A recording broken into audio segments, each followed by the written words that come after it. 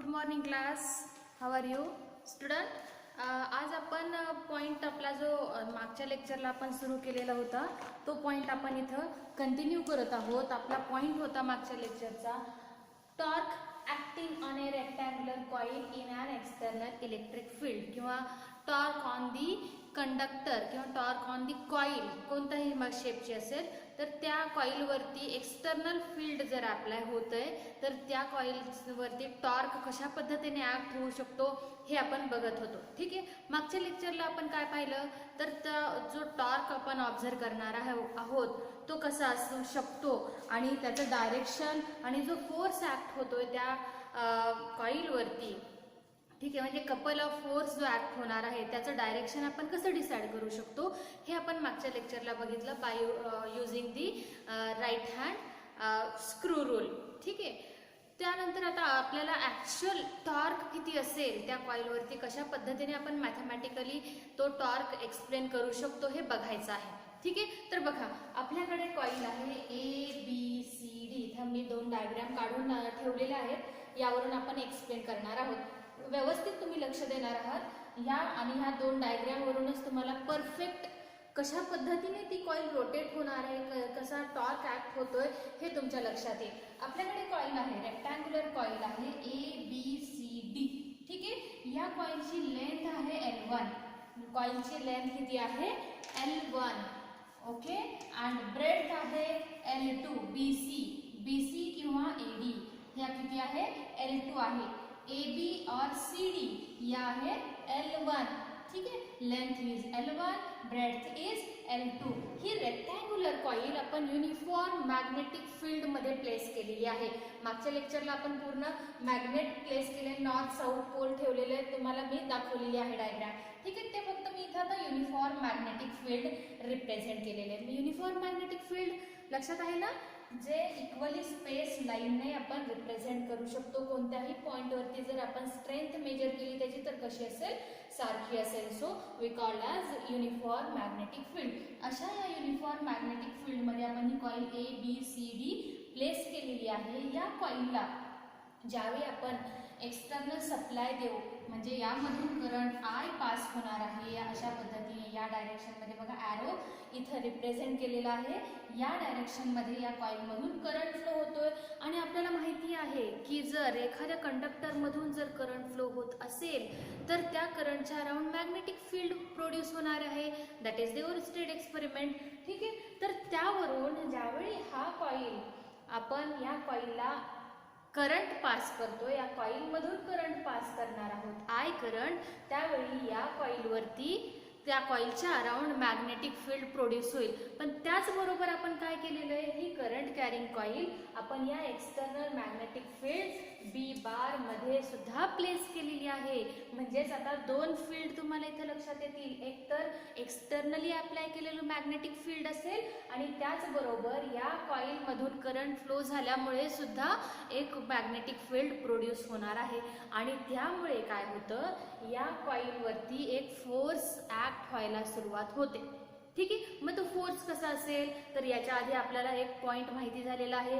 When any conductor placed in the external magnetic field, म्हणजे थोडक्यात आपण असं घेऊयात, हा आपला कंडक्टर आहे. Okay. That is the conductor. यामधून करंट I पास होतोय. पण आता हा जो कंडक्टर आहे, करंट कॅरिंग कंडक्टर जो आहे तो आपण युनिफॉर्म मॅग्नेटिक फील्ड मध्ये प्लेस केलेला आहे. तर मग काय होतं तर या कंडक्टरवरती फोर्स ॲक्ट होतो आणि तो फोर्स असतो अकॉर्डिंग टू लॉरेन्स फोर्स. आपण लॉरेन्स फोर्स बघितला आधीच्या लेक्चरला. F = ILB sine of theta, किंवा आपण म्हणतो F bar = I × L bar cross B bar. अशा पद्धतीने आपल्याला या करंट कॅरिंग कंडक्टरवरती फोर्स ॲक्ट झालेला ऑब्झर्व होणार आहे. मग आता इथं आपल्याला 2 केसेस सुद्धा माहिती आहेत. काय केसेस आहेत तर जो कंडक्टर आहे तो कंडक्टर एक्झॅक्ट या युनिफॉर्म मॅग्नेटिक फील्डला परपॅन्डिक्युलर जर प्लेस केलेला असेल, म्हणजेच थीटा हा 90 डिग्री जर असेल तर तुम्हाला त्या कंडक्टरवरती मॅक्झिमम फोर्स ILB ॲक्ट झालेला दिसणार आहे, कारण साइन 90 इज 1. ठीक आहे. दुसरी केस काय आहे, जर हा कंडक्टर या युनिफॉर्म मॅग्नेटिक फील्डला, that is the uniform magnetic field, आपण हे असं उभं दाखवू शकतो किंवा आडवं दाखवू शकतो, याला हा कंडक्टर पॅरलली प्लेस केलेला आहे. म्हणजे थीटा कसा असेल, थीटा इज 0. थीटा 0 असेल तर फोर्स त्या कंडक्टरवरती ऍक्ट होणारा सुद्धा कसा असणार आहे, 0च असणार आहे. ठीक आहे, दोन केसेस लक्षात आल्या. जर conductor perpendicular to the magnetic field place केला असेल तर मॅक्झिमम फोर्स ऍक्ट होतोय, आणि parallel to the magnetic field place केला असेल तर मिनिमम 0 फोर्स ऍक्ट होणार आहे. मग जर त्या कंडक्टरने त्या मॅग्नेटिक फील्डमध्ये दुसरा वेगळा 90 किंवा 0 याच्या व्यतिरिक्त जर अँगल केलेला असेल तर मग काय होईल, तर त्यावेळी आपण F = ILB sin of theta असा तिथं आपण अँगल असा फॉर्म्युला तिथं यूज करू शकतो. मग हेच आपण या केसमध्ये सुद्धा वापरू शकतो, कारण आपल्याकडे तशाच प्रकारच्या कॉईल आपण लक्षात घेऊ शकतो. ठीक आहे, मग आता बघा काय होतं. Here we have the current carrying loop. Rectangular loop आपण घेतलेला आहे. AB, BC, CD and AD अशा 4 साइड आहेत त्या रेक्टँगलच्या. ठीक आहे, त्या रेक्टँग्युलर लूप मधून करंट I पास होतोय. आता हा जो रेक्टँग्युलर लूप आहे तो आपण एक्सटर्नल फील्ड मध्ये प्लेस केलेला आहे. एक्सटर्नल मध्ये फील्ड मध्ये प्लेस केल्यामुळे त्याची AB साइड आणि CD साइड, ठीक आहे, कोणती side, AB and CD side, AB and CD are perpendicular to B bar. कोणाला परपॅन्डिक्युलर आहेत या, B bar म्हणजेच एक्सटर्नल मॅग्नेटिक फील्डला ह्या दोन साइड कशा झाल्यात, परपॅन्डिक्युलर आहेत. पण दोन्ही साइड मधून जे डायरेक्शन ऑफ करंट आहे ते सारखं नाहीये. हे बघा, हा इकडे आहे डाऊनवर्ड डायरेक्शन मध्ये दिसतोय आणि DC मधून हा अपवर्ड डायरेक्शन मध्ये फ्लो झालेला दिसतोय. ठीक आहे, आता बघा ही साइड बघा BC आणि AD, बरोबर आहे. BC आणि AD ह्या जर दोन साइड लक्षात घेतल्या तर ह्या दोन्हीही साइड ह्या एक्सटर्नल मॅग्नेटिक फील्डला कशा आहेत, BC and AD are parallel to B bar. काय आहे, parallel to B bar. Okay, म्हणजेच याचा अर्थ काय होतोय, तर फोर्स जो ऍक्ट होणार आहे, मॅक्झिमम फोर्स जो ऍक्ट होईल तो साइड AB आणि साइड CD या दोन वरती मॅक्झिमम फोर्स तुम्हाला ऑब्झर्व होणार आहे, आणि साइड BC आणि साइड AD या दोन वरती जो फोर्स ऍक्ट होईल तो मिनिमम असेल किंवा फोर्स नसेल सुद्धा. ओके, अशा पद्धतीने आपल्याला या केसमध्ये किंवा जर आता मी थोडक्यात तुम्हाला असं दाखवते, ही आपली कॉईल आहे. ठीक आहे, आता ही आपण 3 डायमेन्शन मध्ये लक्षात घ्या. आता 2 डायमेन्शन मध्ये अशा पद्धतीने आपण डायग्रामॅटिकली तसं दाखवण्याचा प्रयत्न केलाय, पण ऍक्च्युली कसं आहे, मॅग्नेटिक फील्डचं डायरेक्शन हे आहे आणि त्याच्यामध्ये ही कॉईल अशा पद्धतीने आपण प्लेस केलेली ही ABCD. ठीक आहे, ही कॉईल आहे की ABCD असा प्लेन इज पॅरलल. या कॉईलचा जो प्लेन आहे हा प्लेन त्या मॅग्नेटिक फील्डला कसा आहे, पॅरलल आहे, पण त्याची ही साइड आणि ही साइड ही फील्डला परपॅन्डिक्युलर आहे आणि ही साइड आणि ही साइड ही फील्डला पॅरलल आहे. ठीक आहे, फक्त साइडच्या बाबतीत जर बघितलं तर, पण पूर्ण जर कॉईलचा असा प्लेन लक्षात घेतला तर तो फील्ड एक्सटर्नल फील्ड जे आहे त्याला पॅरलल दिसेल. ठीक आहे, हे आपण इथं डायग्रामॅटिकली दाखवण्याचा प्रयत्न केलेला आहे. ही अशी पोझिशन आहे आणि एक्सटर्नल फील्ड हे असं अप्लाय होत आहे. ओके, त्यावेळी या दोन साइडवरती AB आपण नाव देऊया त्याला, AB आणि CD या दोन साइडवरती मॅक्झिमम फोर्स ऍक्ट होईल. तुमची AD आणि BC या साइडवरती मिनिमम फोर्स ऍक्ट होणार आहे. ठीक आहे, आता आपण काय करूयात, हीच कॉईल जी या पोझिशन मध्ये होती ती थोडीशी आपण अशी टिल्ट करून ठेवूयात, रोटेट करून ठेवूयात अशा पद्धतीने. आता तुम्ही जर या साईडने बघितले तर ही साईड तुम्हाला दिसते, किंवा जर आता मी या साईडने बघते तर मला फक्त BC साईड दिसते जी तिरकी झालेली आहे.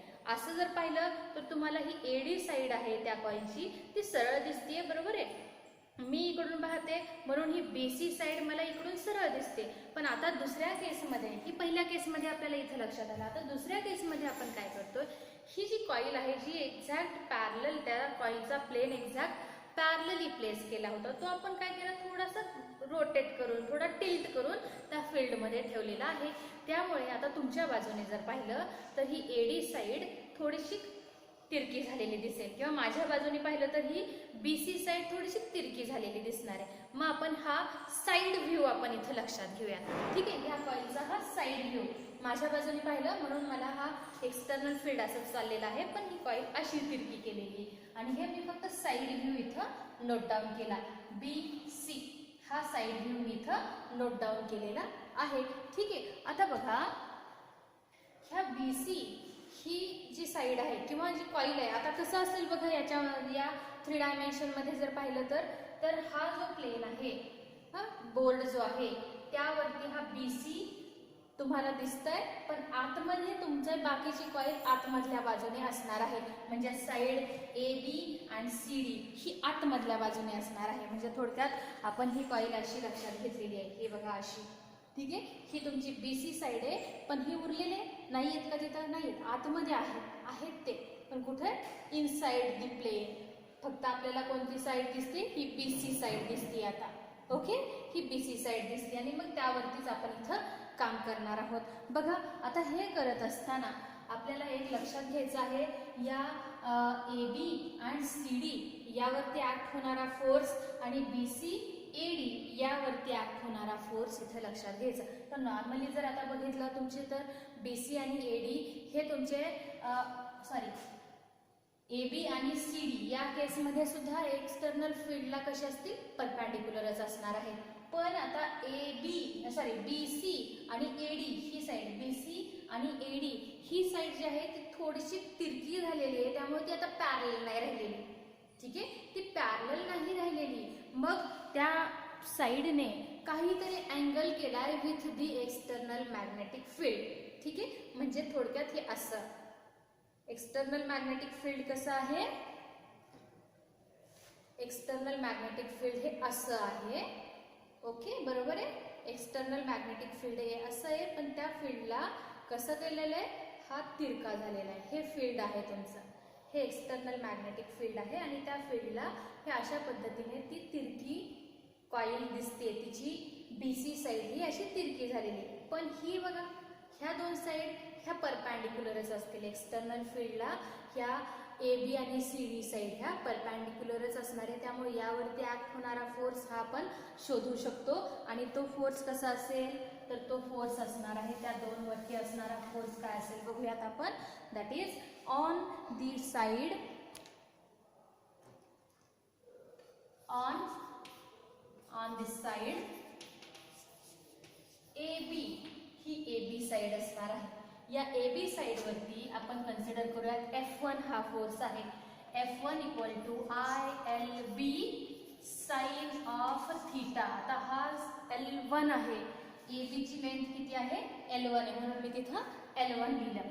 IL1B साइन ऑफ थीटा, पण थीटा किती आहे? 90 डिग्री आहे. त्यामुळे F1 तुम्हाला मिळेल IL1B. ठीक आहे, आता दुसरी साइड आपण लक्षात घ्या, ही BC. आता या केसमध्ये काय झालंय तर ही साइड तिरकी केलेली आहे. आता ह्या साइडवरती आता 0 फोर्स नसेल, काहीतरी फोर्स असणारच आहे. त्या फोर्सला आपण F2 म्हणूयात.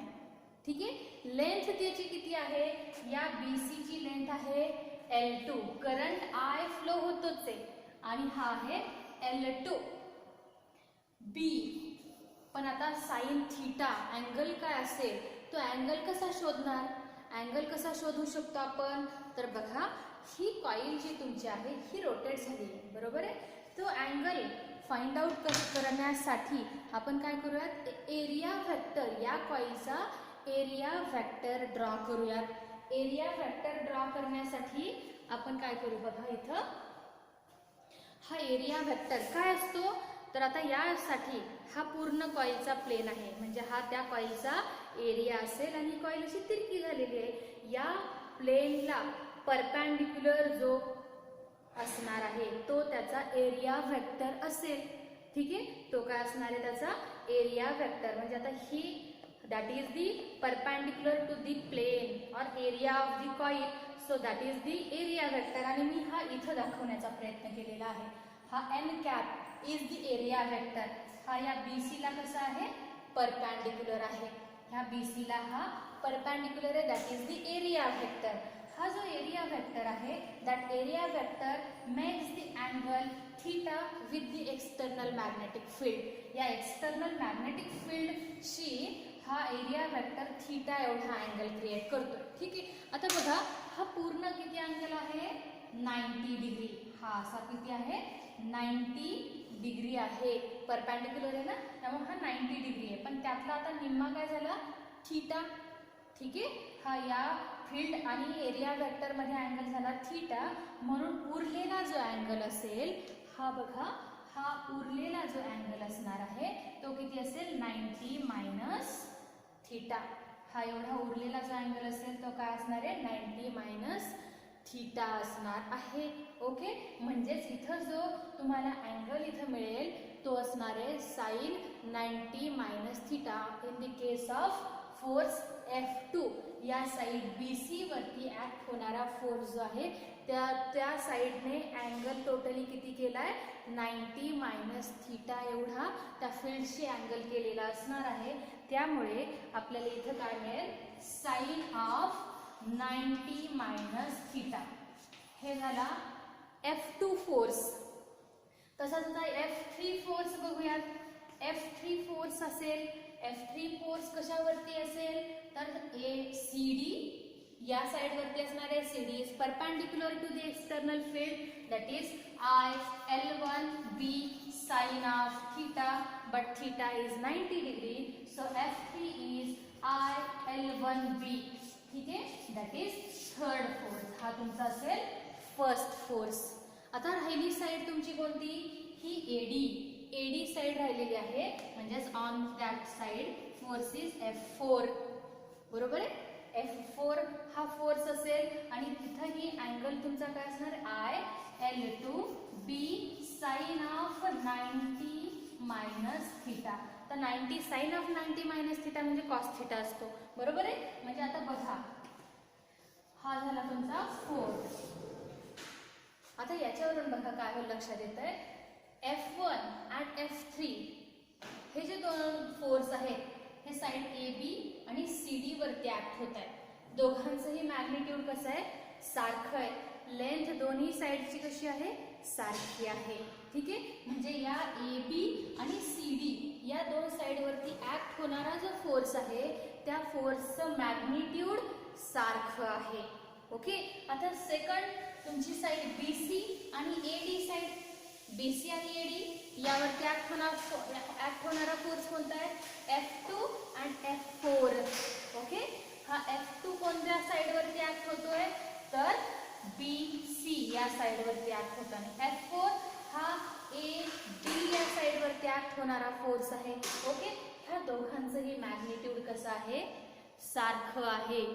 बरोबर आहे. पण आता डायरेक्शन इथं त्यांचं लक्षात घ्यायचं. मॅग्निट्यूड आता ह्या दोन्ही साइडवरती ऍक्ट होणाऱ्या फोर्सचं डायरेक्शन मॅग्निट्यूड सारखं आहे. या दोन साइडवरती ऍक्ट होणाऱ्या फोर्सचं मॅग्निट्यूड हे सारखं आलेलं आहे. आता डायरेक्शन आपण कसं डिसाईड करणार by using the Fleming left hand rule.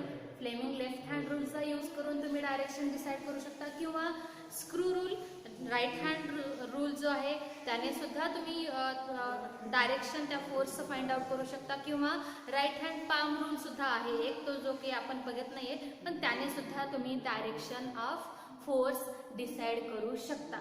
आणि जर आपण लेफ्ट हँड रूल इथे अप्लाय केला फ्लेमिंग लेफ्ट हँड रूल जर अप्लाय केला तर तुम्हाला असं लक्षात येईल की या साईडवरती म्हणजेच आता ही साईड म्हणजे काय की AD साईडवरती जो फोर्स ऍक्ट होणार आहे तो हा F1 असेल आणि CD साईडवरती ऍक्ट होणारा जो फोर्स असणार आहे तो कसा असणार आहे F3 असणार आहे. त्याचबरोबर हा F4 फोर्स असेल आणि यावरती ऍक्ट होणारा जो डाऊनवर्ड डायरेक्शन मध्ये असेल तो असेल हा F2 असेल आणि हा F4 असणार आहे. By using the Fleming left hand rule आपल्याला इथे असं लक्षात येणार आहे की AB या साइडवरती ऍक्ट होणारा फोर्स हा आउटवर्ड असा असणार आहे. आउटवर्ड डायरेक्शन मध्ये असेल आणि तसा जर CD या साईडवरती ऍक्ट होणारा फोर्स जर पाहिला तर तो फोर्स हा इनवर्ड डायरेक्शनने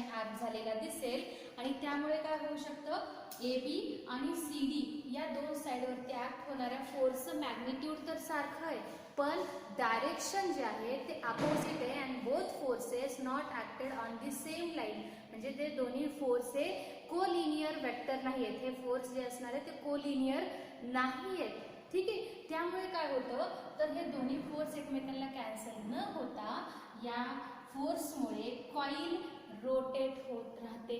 कॉईल या एक्सटर्नल फील्डमध्ये काय होणार आहे, रोटेट होणार आहे. मग ह्या बाकीचे राहिलेले F2 अँड F4 मुळे काय होईल तर आता हे BC वरती ऍक्ट होणारा F2 आणि AD वरती ऍक्ट होणारा F4 दोघांचं मॅग्निट्यूड सारखं आहे but both forces are collinear. दोन्हीही काय होतात, जो रोटेशनल ऍक्सिस आहे याचा कॉइलचा जो रोटेशनल ऍक्सिस असणार आहे त्यावरतीच दोन्ही फोर्स आहेत आणि दोघांचं डायरेक्शन कसं आहे, अपोजिट ऑब्झर्व होणार आहे according to our Fleming left hand rule. याचं डायरेक्शन हे असं असेल आणि याचं हे एक्झॅक्ट अपोजिट असणार आहे but both are collinear forces. दोन्ही कसे असतील, एक सेम ऍक्सिसवरती ऍक्ट होणारे, अपोजिट डायरेक्शनमध्ये ऍक्ट होणारे असणार आहेत. त्यामुळे force F2 and force F4 are balances each other. दोघंही एकमेकांना तिथं कॅन्सल करतील. त्यामुळे या कॉईलवरती जो आता फोर्स शिल्लक असेल तो फक्त आणि फक्त साइड AB आणि CD वरती ऍक्ट होणारा असेल. ठीक आहे, म्हणजे आता हे दोन फोर्सेस जर काय झाले F2 and F4 are balance each other. एकमेकांना यांनी बॅलन्स केलं ते एकमेकांशी कॅन्सल झाले कारण का दोन्ही फोर्स हे कोलिनियर आहेत, अपोजिट डायरेक्शन मध्ये ऍक्ट होत आहेत. त्यामुळे दोघं कॅन्सल झाले. राहिले कोणते, हे F1 आणि F3 फोर्स तुम्हाला तिथं ऑब्झर्व होतोय. दोघांचं मॅग्निट्यूड सारखं आहे but direction are opposite, so coil get rotate in the external field, external magnetic field. external magnetic field मध्ये coil ही गोल फिरायला लागेल. याचाच अर्थ काय, that means the on that coil torque is acted. दोन फोर्स अपोजिट डायरेक्शन मध्ये act होत आहेत मीन्स कपल प्रोड्यूस झालेला आहे. ओके, कपल प्रोड्यूस झाला याचा अर्थ की ते कॉईल वरती टॉर्क ऍक्ट होतोय आणि बिकॉज ऑफ दॅट टॉर्कचं नेचर काय आहे, torque produce purely rotational motion.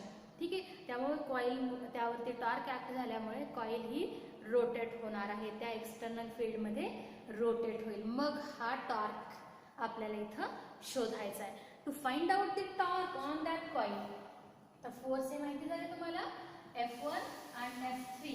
इथं मी असं नोट डाऊन करते, इज इक्वल टू F3 असणार आहे. आता आपल्याला इथे काय फाइंड आउट करायचं आहे, तर आपल्याला फाइंड आउट करायचं आहे टॉर्क.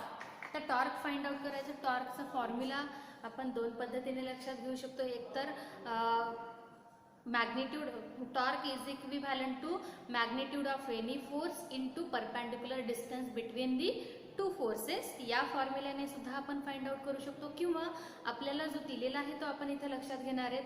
टॉर्क हा त्याच्या मोमेंट आर्म, जे दोन फोर्स दोन पॉइंटवरती, एकाच बॉडीवरती पण दोन वेगळ्या पॉइंटवरती ऍक्ट होत आहेत, त्यावरून आपल्याला मोमेंट आर्म फाइंड आउट करता येऊ शकते आणि ती मोमेंट आर्म फाइंड आउट करून आपल्याला टॉर्क इथं शोधता येऊ शकतो. ठीक आहे, मग आपण इथं काय करूयात, मोमेंट आर्मच इथे लक्षात घेऊयात. बघा आता या डायग्रामवरून आपण मोमेंट आर्म फाइंड आउट करूयात आणि मग टॉर्क इथं, टॉर्कचा फॉर्म्युला इथं आपल्याला मिळेल. एकदम सिंपल आहे बघा तो. हे बघा ही साइड BC इथे लक्षात घेतलेली आहे, याची लेंथ किती आहे L2. एक्झॅक्ट सेंटरवरून आपण काय केलंय, त्या BC साइडच्या एक्झॅक्ट सेंटरवरून आपण एरिया वेक्टर फाइंड आउट केलेला आहे. हा एरिया वेक्टर ड्रॉ केल्यामुळे हा, समजा मी याला O म्हटलं, ठीक आहे, या सेंटरला O म्हटलं तर OB ही लेंथ किती असेल, 1/2 L2 असेल. ओके, तसंच OC ही लेंथ किती असेल, 1/2 L2 असणार आहे. ठीक आहे, टोटल BC ची लेंथ आहे L2 म्हणजे एक्झॅक्ट सेंटर पासून हाफ लेंथ म्हणजे half of L2, half of L2 असणार आहे. सो नाव मी काय करते बघा, इथं या फोर्सच्या रिलेटेड मी इथं एक राईट अँगल ट्रायंगल ड्रॉ करण्याचा प्रयत्न करते. या केसमध्ये बघा अशा पद्धतीने मी एक राईट अँगल ट्रायंगल इथं ड्रॉ करण्याचा प्रयत्न केला. सो इथं अँगल होतोय थीटा. ओके, इथं हा अँगल होतोय थीटा, अँगल क्रिएट झालेला आहे. हा थीटा जो अँगल आहे, या थीटाचा जर मी साईन घेतला, या थीटाचा जर साईन घेतला तर ही जी पोझिशन आहे हे मला फाइंड आउट करता येऊ शकतं आणि त्यावरून मला BC ही एक्झॅक्ट किती डिस्टन्स आहे हे मला इथे मिळू शकतं. So we take this sine of theta, याला मी म्हणते x आणि याला म्हणते y. Okay, is equivalent to x upon काय, ही side BO 1/2 of L2. So x ची पोझिशन काय झाली, x चं डिस्टन्स काय झालं 1/2 L2 साइन ऑफ थीटा. ही झाली तुमची movement arm 1/2 L2 sine of theta. That is the movement arm for the force F1 आणि हा असेल force F3, magnetic force F1 and F3. हे तुमचे 1/2 L2 sine of theta. For the both forces movement arm is this. Movement arm काय असणार आहे, ही एवढी असणार आहे. ओके, ही झाली तुमची मुवमेंट आर्म. आता मी काय करते, इथं टॉर्क आपल्याला फाइंड आउट करायचा आहे. त्यामुळे आता ह्या फोर्स तुमचा जो असणार आहे F1 आणि F2 याचा फॉर्म्युला यूज करून आपण एक्झॅक्ट टॉर्कचा फॉर्म्युला इथं फाइंड आउट करूयात.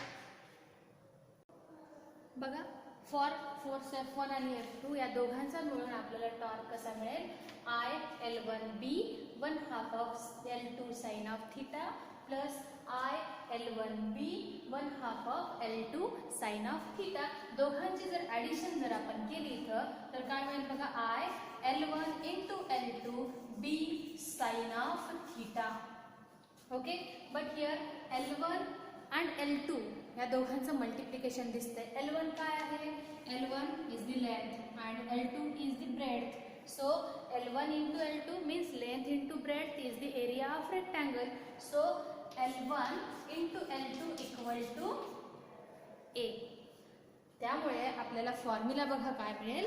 That formula is as such, torque equal to I into A B sin of theta. असं आपल्याला इथं टॉर्क ऑब्झर्व होणार आहे.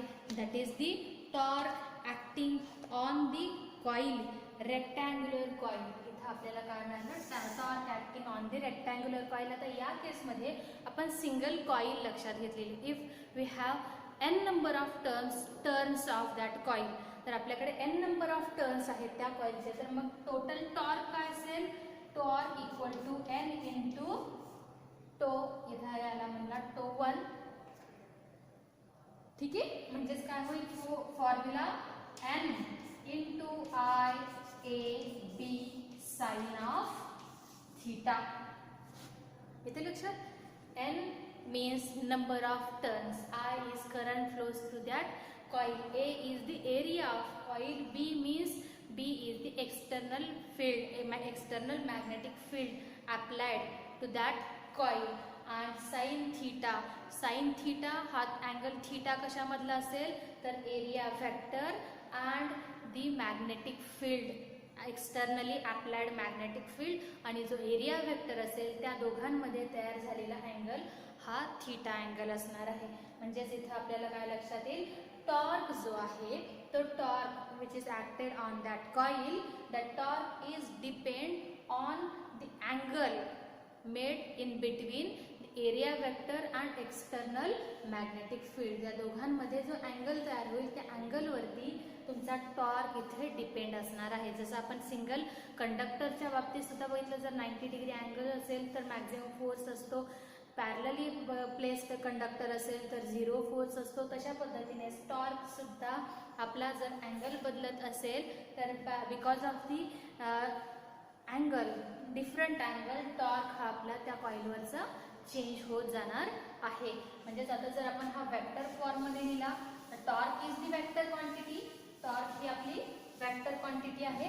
So tau bar equal to n is the number of turns I A bar cross B bar. A bar काय, आता हा area vector आहे, A bar म्हणजे काय, एरिया वेक्टर असेल. आता याच्याही अजून पुढे जाऊन आपण बघू शकतो. तो equal to N into I A B sine of theta, बरोबर आहे. तर हा आय इंटू ए, यावरून तुम्हाला कोणता फॉर्म्युला आठवतोय का? आपण 11th मध्ये सुद्धा बघितलेला आहे. मॅग्नेटिझम मध्ये आठवत असेल कदाचित. आय इंटू ए म्हणजे काय असेल, आठवतंय? M tau equal to N into M B sine of theta, magnetic movement, बरोबर आहे. म्हणजेच थोडक्यात आपण असंही म्हणू शकतो, torque is equivalent to tau bar equal to N into M bar cross B bar, असाही टॉर्कचा फॉर्म्युला आपण इथं नोट डाऊन करू शकतो.